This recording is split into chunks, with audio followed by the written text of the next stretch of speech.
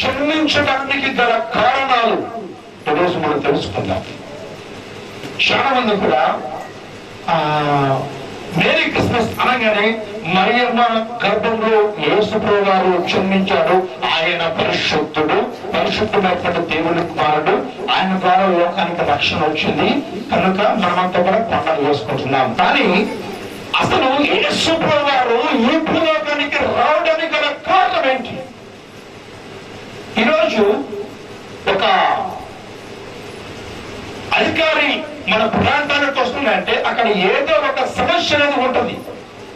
ఏదో ఒక సమస్య అనేది ఉంటే అధికారి అనేవాడు మన ప్రాంతానికి వస్తాడు. అవునా? ఆ అధికారి అనేటువంటి ఆ వ్యక్తి మన ప్రాంతానికి రావాలంటే తప్పకుండా ఒక సమస్య అనేది కావాలి. అలాగే యేసు ప్రభువు అనేటువంటి ఆ దేవుడు, ఆ యొక్క పరలోకంలో ఉన్నటువంటి ఆ దేవుడు ఈ భూలోకానికి రావడానికి గల కారణాలు ఏంటి అంటే, యేసు ప్రభువు గారు మొట్టమొదటిగా ఏం చేస్తాడంటే ఆయన తండ్రి దగ్గరే ఉన్నాడు. నెంబర్ 1, ఆయన తండ్రి దగ్గరే ఉన్నాడు.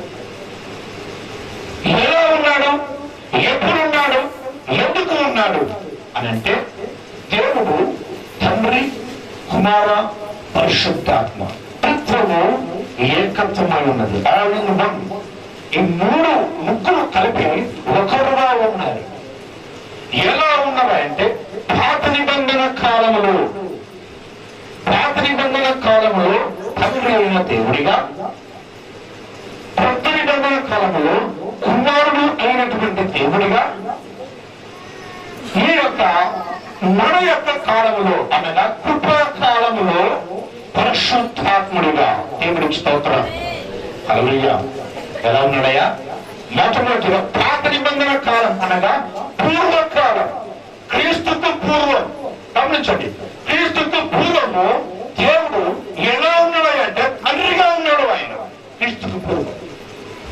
క్రీస్తుకు శకం అనగా కొత్త నిబంధన కాలంలో క్రీస్తుకు పూర్వము, క్రీస్తుకు ప్రారంభము, శకం ప్రారంభంలో ఈయన మధ్యలో ఏ విధంగా వచ్చాడంటే కుమారుడు అన్నటువంటి దేవుడిగా ఆయన వచ్చాడు.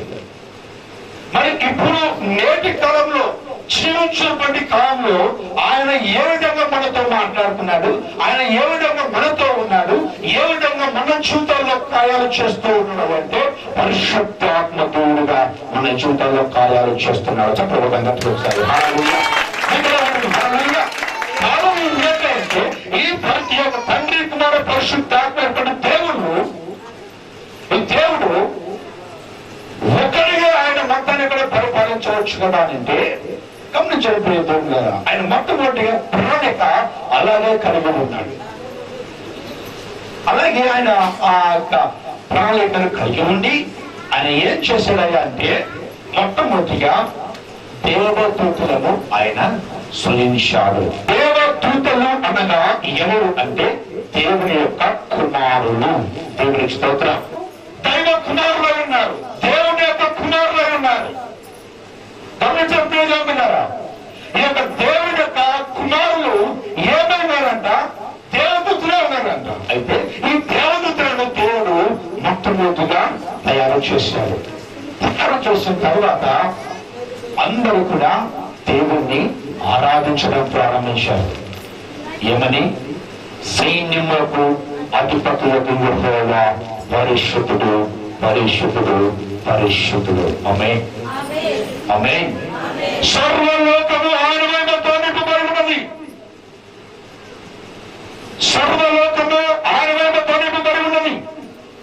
ఆ తరువాత అని వారు ప్రార్థన చేస్తూ ఉన్నప్పుడు ఏమైందంట?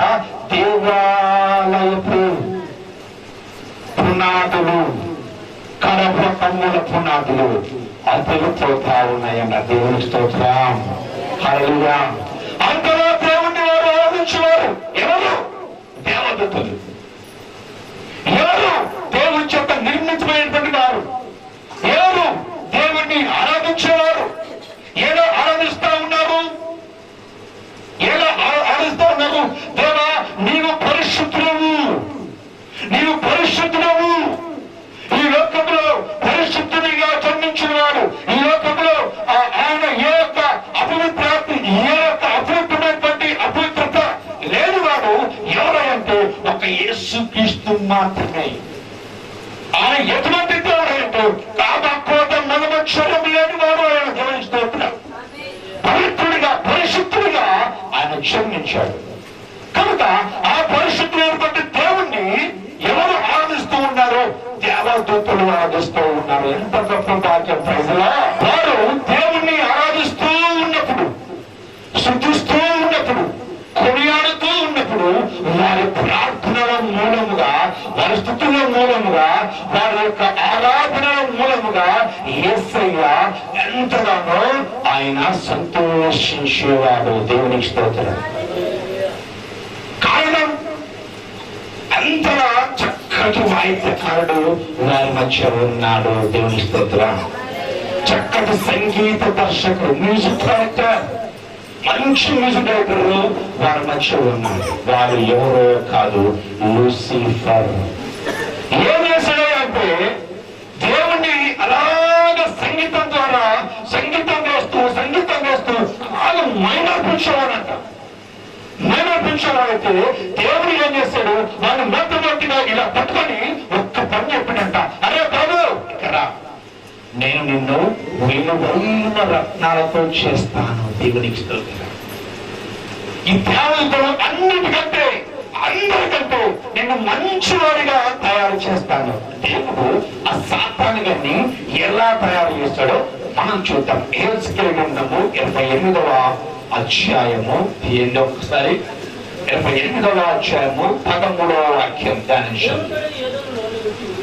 దేవుడి తోటయగు ఏదనిలో ఉంటుంది మాణిక్యమును, గోమేధికము, సూర్యకాంతమని, రక్తవర్ణపు రాయి, సూర్యమణి రాయి, మరకతము రాయి, నీలము, పద్మరాగము, మాణిక్యము, అమూల్యమైన రత్నములతో, బంగారముతోను అలంకరింపబడి ఉన్నావు.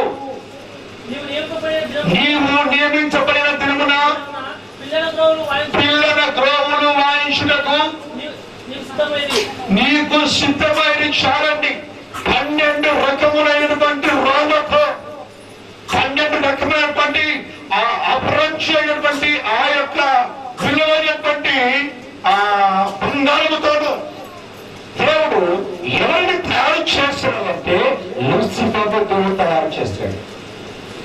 లూసిఫర్ దేవుడు తయారు చేశాడు. తయారు చేసిన తర్వాత దేవుడు చెప్పాడు మాట, లూసిఫర్ నిన్ను ఈ విధంగా నేను తయారు చేశాను.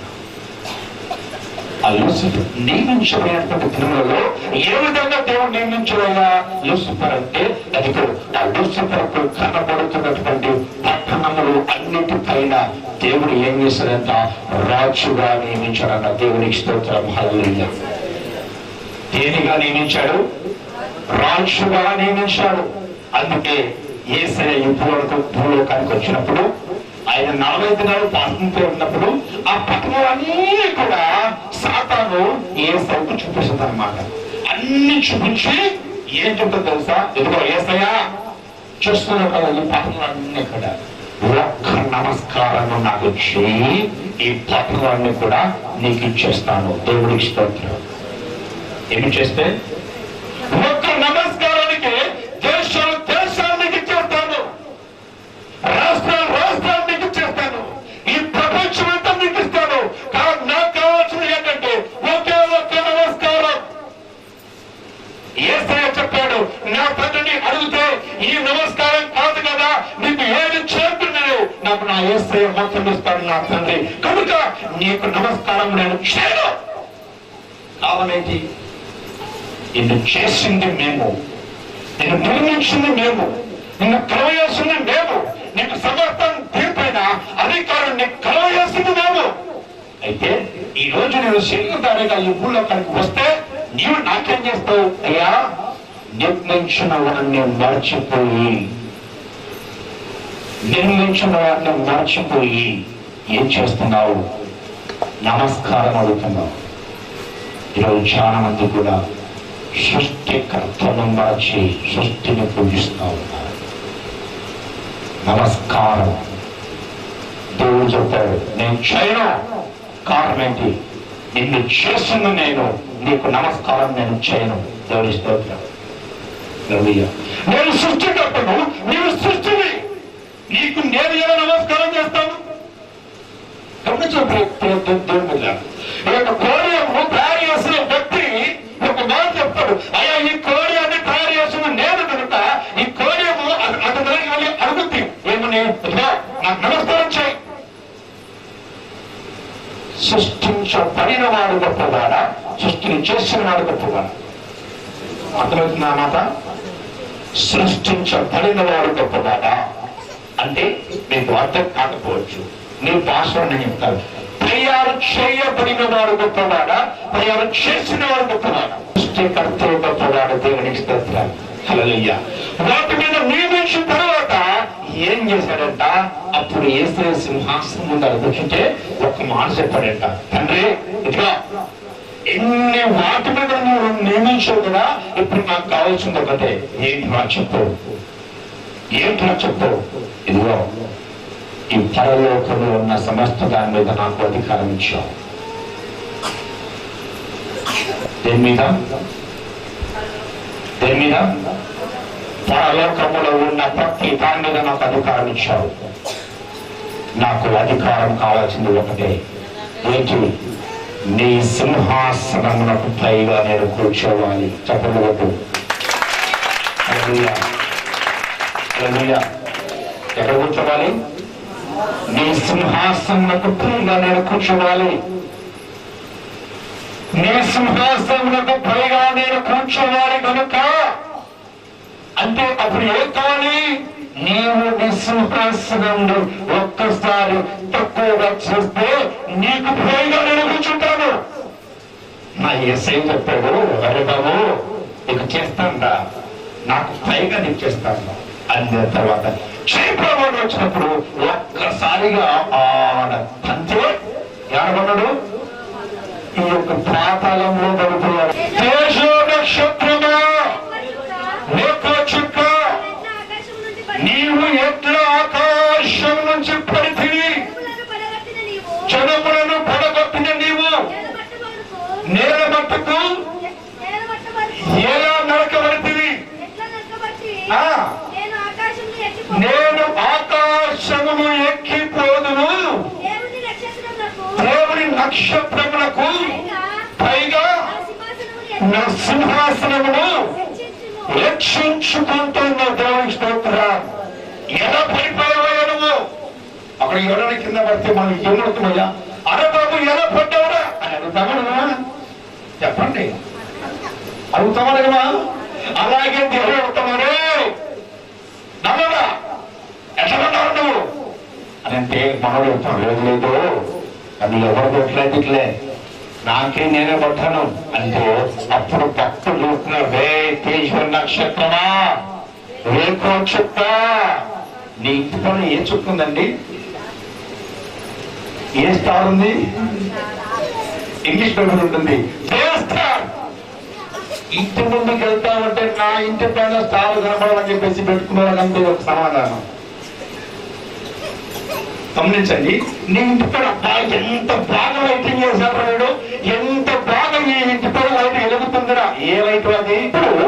యేసయ్యకు నడిపించినటువంటి నక్షత్రము ఎవరిని నడిపించింది? వారి ఇంటికి. యేసయ్య ఉన్న ప్లేస్ కి ఆ నక్షత్రము ఏం చేసిందంట? ఎవరిని నడిపించినది? జ్ఞానులను నడిపించడానికి దేవుడు ఒక నక్షత్రాన్ని పెట్టాడు. ఎవరి కొరకు? జ్ఞానుల కొరకు. అవునా? అన్నప్పుడు ఇప్పుడు నీ ఇంటి పైన నక్షత్రాన్ని ముద్రించినప్పుడు నీ ఇంటికి యేసయ్య రావాలా, సమయానికి రావాలి. అంటే ఈ రోజు నువ్వు నీ ఇంటికి స్టార్ వెలిగించి నా ఇంటికి యేసయ్య రావాలంటే యేసయ్య నీ ఇంటికి రాడు. కారణం ఏంటి? ఆయన అంటున్నాడు, ఈ నా దగ్గరికి వచ్చే వారికి మార్గం చూపించేది ఈ నక్షత్రం, కానీ నా దగ్గరకు రావాల్సిన జ్ఞానం రావడానికి ఈ నక్షత్రాన్ని నేను వాడుకున్నాను అన్నప్పుడు నీ ఇంటికి రావాల్సిన జ్ఞానమే రావాలి. ఇంటికి యేసయ్య రాదు. దేవుడు ఏం చేశాడు అయితే ఆ నక్షత్రాన్ని దేవుడు అంటున్నాడు, నువ్వు ఎలాగా పడిపోతుంది అంటే అప్పుడు హిందీ మాట రాస్తాడు ఏంటంటే, జనములను పడగొట్టుచు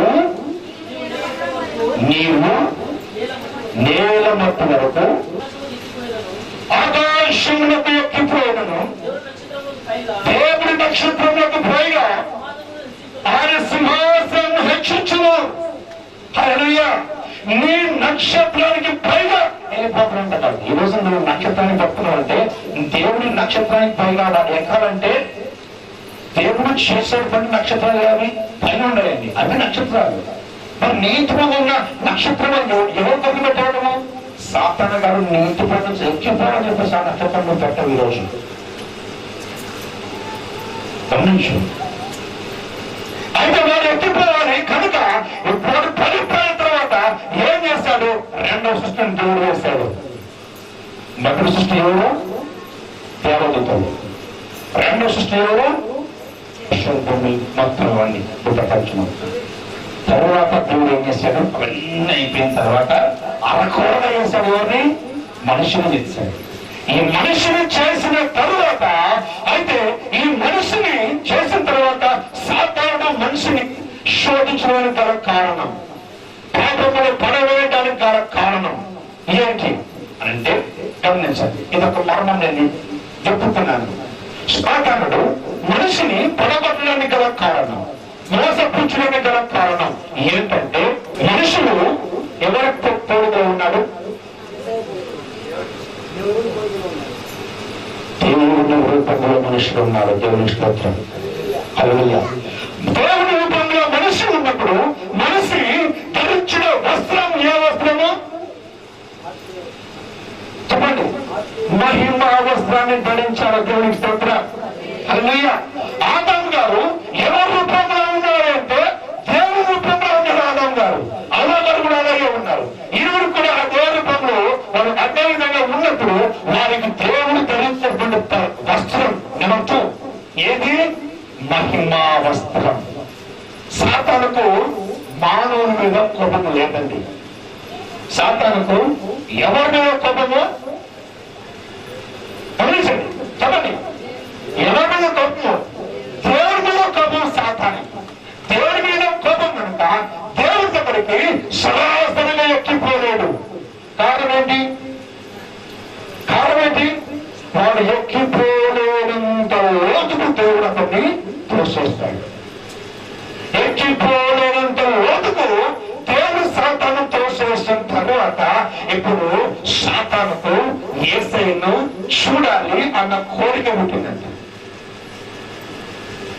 ఎలా పుట్టింది ఆ కోరిక అనగానే ఆ ఆదామును ఆ హవ్వను చూడగానే యేసయ్యను చూసినంత సంతోషం వేసింది. ఎవరికి? సాతానుకు. దేవుని స్తోత్రం. హల్లెలూయా. హల్లెలూయా. ఎంత సంతోషం వేసింది! యేసయ్యను చూసినంత సంతోషం వేసింది. అంత సంతోషం వేసి ఏమన్నాడంటే ఒక్కసారిగా, అయ్యా ఎదుగో. వెంటనే వచ్చాడు. తన ఎవరి దగ్గరికి? హవ్వ దగ్గరకు వచ్చాడు. హవ్వ దగ్గరకు వచ్చేసి ఒక మాట చెప్పాడు. అవ్వా, బెనగారు, అవ్వగారు ఏం చేశారు ఈరోజు మీ ఇంట్లో? ఈ రోజు ఏం చేస్తున్నారు? డిసెంబర్ 25 పండగ కదా, ఏం చేస్తాం? ఏదో పంచాల డబ్బుల్లో చేస్తాం. మరి మీ ఇంట్లో చికెన్ ఎప్పుడు వేస్తారు? ఎల్లుండి చేస్తాం. శనివారం అరగద్దు కదా, ఆదివారం చేస్తాం అనిందట. సరే బాగుంది కానీ అన్నం తిన్నావు. అన్నం తిన్నావు ఏం తినాలి? పండు తినాలి. దేవుని స్తోత్రం. ఏం తినాలి? పండు తినాలి. పండు తినాలి కనుక అలా అనేసి పిలిచాడంట. వచ్చిన తర్వాత ఈ సాతాను అన్ని పండ్లన్నీ చూపిస్తా ఉన్నాడు. ఆ పండు ఈ పండు, ఆ పండు ఈ పండు అన్ని చూసిన తర్వాత అయ్యా ఇవి తిన్నాము అన్ని తిన్నాము అని చెప్పి చూసిన తర్వాత సరే ఒక్కటే ఒక పండు ఉంది. ఏ పండు అది? ఏ పండు? ఇలాగే ఉన్నాడు సాతాను. నేనే కట్టాను, ఎందుకంటే నేను చూపుతాం. నిలబడేవాడు అప్పుడు సాతాను కాళ్ళతో నడుచుకుంటూ వచ్చేవాడు ఇలాగే ఉండి ఇలాగా పండు చూపిస్తా ఉన్నాడంట. ఇదిగో ఈ పండును తినవంటే ఏమైతావు? దేవతలను మారిపోతావు. హల్లెలూయా, హల్లెలూయా. ఇంతవరకు నీ రూపము ఏ రూపము? దేవుడి రూపము. ఇంతవరకు నీ ప్రవర్తన ఏ ప్రవర్తన? దేవుడి ప్రవర్తన. ఇంతవరకు నీ చూపు ఏ చూపు? దేవుని చూపు. ఇంతవరకు నీ యొక్క నడక ఏ నడక? దేవుని నడక. ఇంతవరకు నీ యొక్క పలక ఏ పలక? దేవుని పలక. ఇంతవరకు నువ్వు కూర్చుంటే ఆ యొక్క పద్ధతి ఎవరిది? దేవుడిది.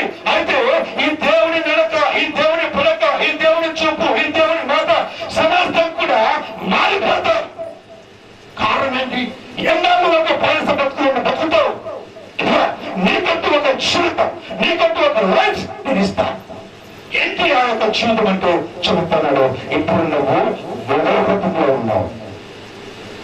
రూపంలో ఉన్న కాలం ఏంటయ్యా అంటే చెప్తాడంట, నీ దేవుడు అది తీశాడు. ఆడున్నా చూడాలి. ఎవరు? ఆదాము. ఎట్టున్నాడు చూడు ఈ భర్త ఎలా ఉన్నాడు?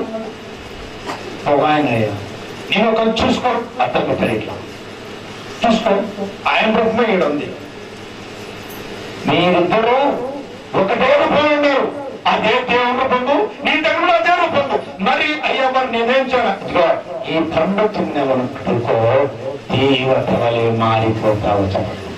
ఈ రూపం మారాలంటే ఏం చేయాలి? ప్లాస్టిక్ సర్జరీ చేసుకోవాల్సిన అవసరం లేదు. ఈ పండు తింటే చాలు దేవత వలె మారిపోతావు. ఈ పండు తింటే చాలు నీ రూపం మారిపోతుంది, నీ జీవితం మారిపోతుంది, నీ ప్రవర్తన మారిపోతుంది.